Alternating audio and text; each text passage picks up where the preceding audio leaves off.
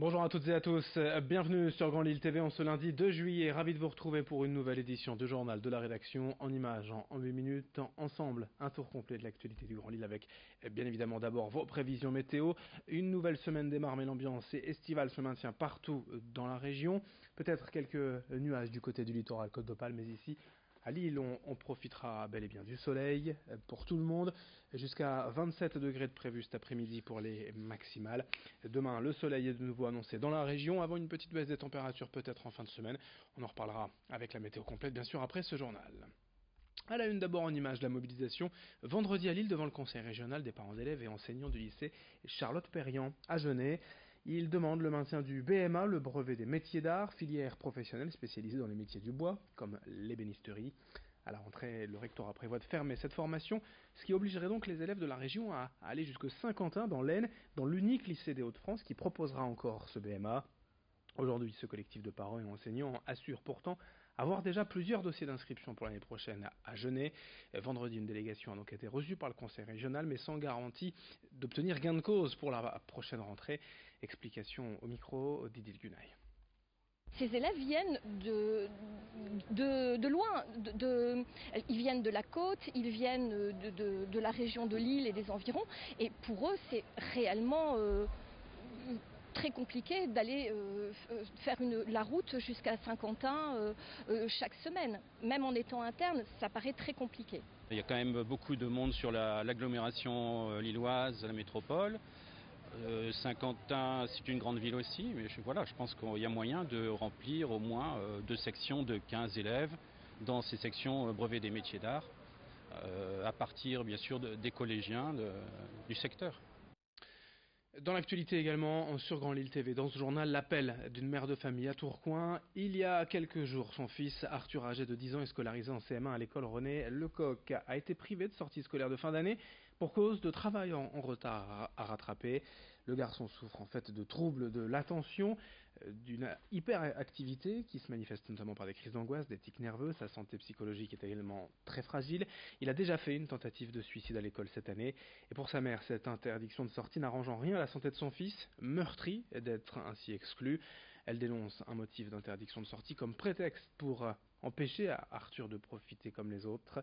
Elle critique le manque de communication et d'empathie de l'équipe enseignante. Son témoignage au micro d'Idil Gunay. Moi aujourd'hui je ne peux pas entendre qu'en 2018 un enfant se fasse traiter de fainéant en ESS. J'ai interpellé l'inspection académique en expliquant la situation, en leur disant qu'il fallait faire des aménagements pour Arthur. On m'a dit qu'on s'en occupait.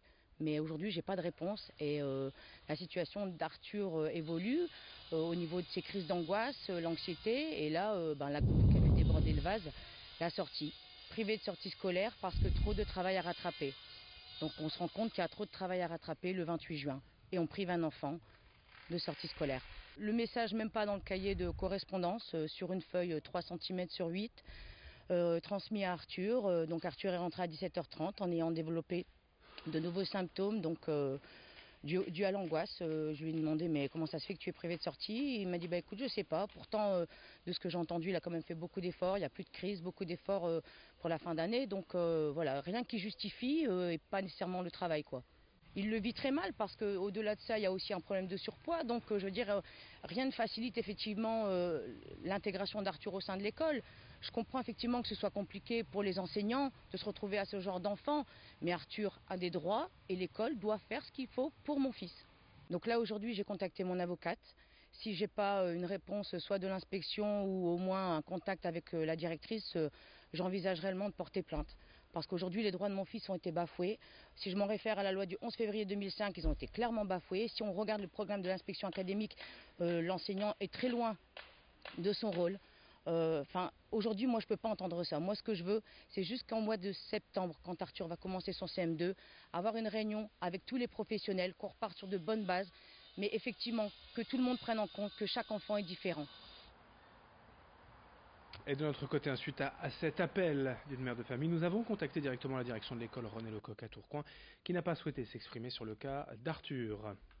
On enchaîne avec une autre information en images, une nouvelle approche de soins pour les personnes âgées à Roubaix, à la résidence Isabeau. Les patients ont accès depuis peu à un nouvel espace détente baptisé Snowzolen.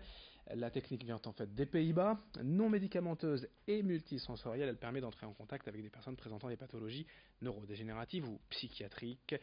Des séances menées par un accompagnateur qui tente de communiquer avec les patients via diverses stimulations sensorielles. Une approche qui existe déjà depuis plusieurs années pour les enfants autistes notamment. Explication au micro de Vincent Vieillard.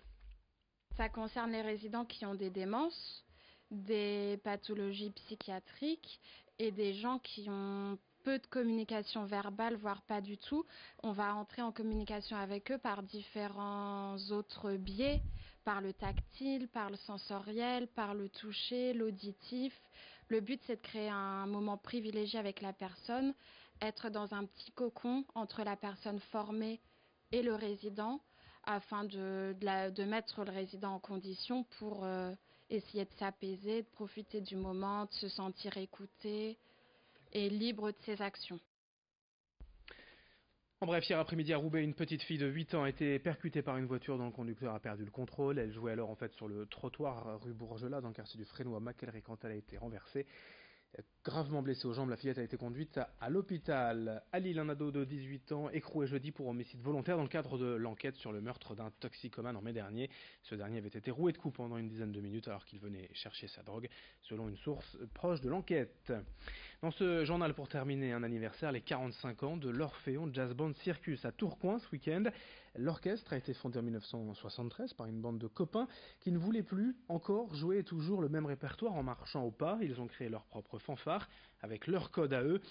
Et ce week-end, ils ont donc fêté leurs 45 ans en filmant l'un de leurs concerts pour le sortir prochainement en DVD.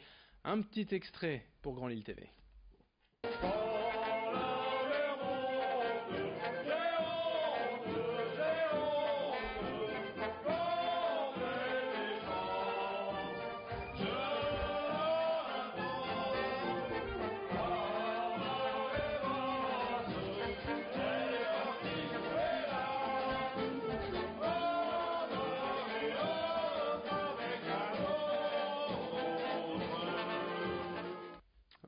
Voilà pour cette édition. Le journal de la rédaction revient très rapidement. Dès le prochain quart d'heure, de nouvelles infos, de nouvelles images à suivre sur Grand Lille TV.